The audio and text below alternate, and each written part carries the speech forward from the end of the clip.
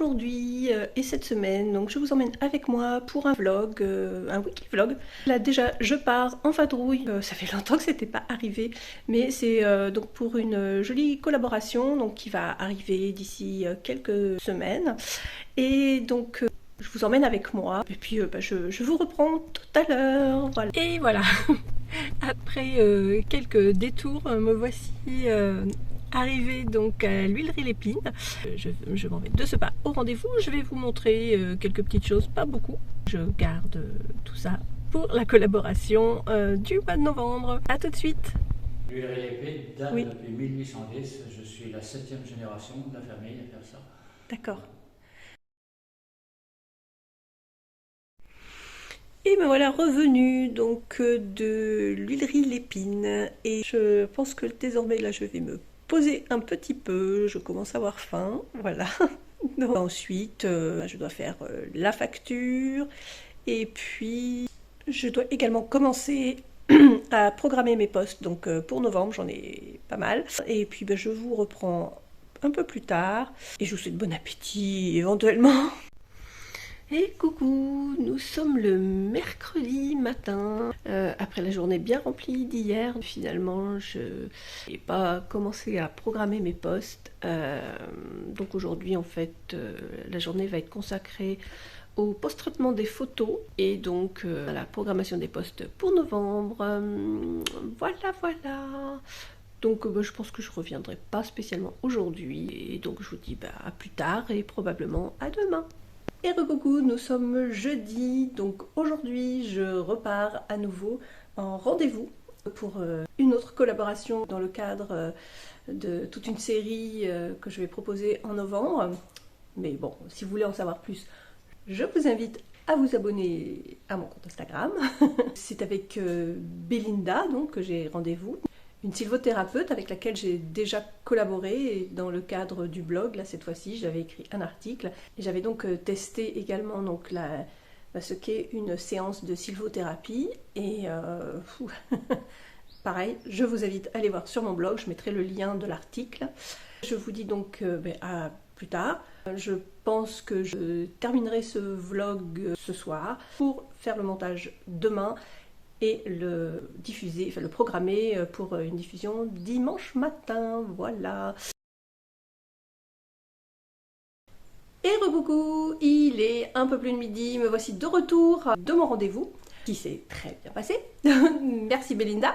J'en ai profité puisque j'étais en ville pour aller faire quelques achats à Action. C'est un magasin que j'ai découvert il y a peu, je sais que tout le monde en parle et j'avoue qu'on y trouve quelques petites pépites pour des sommes vraiment hyper raisonnables. Pour le bullet journal à venir, je me suis dit que c'était l'occasion, tout simplement.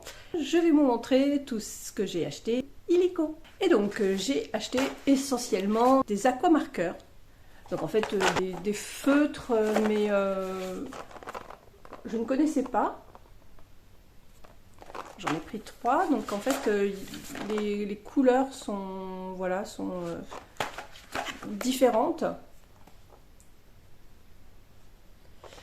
Et j'avoue, pour le prix, alors c'était 3 € et quelques, la boîte évidemment, je trouvais que c'était quand même assez intéressant et puis ça me fera l'occasion de tester.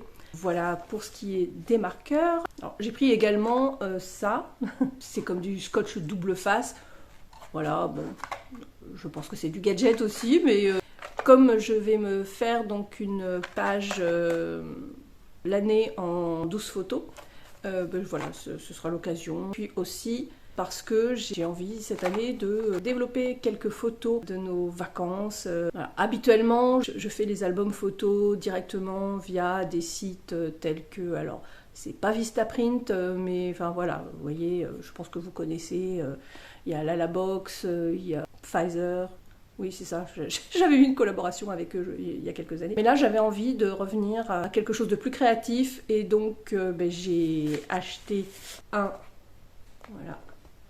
un album photo, pareil, un album pour le scrapbooking, ce qui me permettra justement donc de coller les photos et puis de faire de la déco, de dessiner, voilà. En ce moment, je suis à nouveau dans le mood loisir créatif. Il y a longtemps que ça m'était pas arrivé, alors c'est vrai que du coup je ressors tout ce que j'avais parce que il y a très longtemps, j'en faisais beaucoup, j'aimais beaucoup la peinture, le dessin, tout ça, j'aime toujours, mais c'est vrai que je pratiquais moi.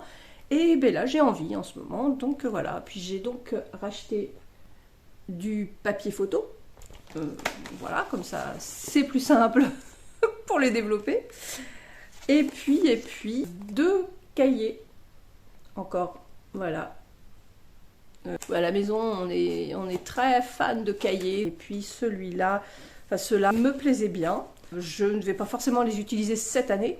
Mais je sais que je les utilisais, de toute façon on les utilise tous. Hein. C'est vrai que j'en achète régulièrement, mais on les utilise au fur et à mesure, que ce soit ma fille ou moi. Donc nous en aurons ainsi d'avance. Et puis surtout, pareil, je me dis, j'aime beaucoup le format, il rentre dans le sac à main, donc pourquoi pas pour un futur bullet journal, justement. Comme les papiers sont assez épais, donc je pense que ça pourrait être...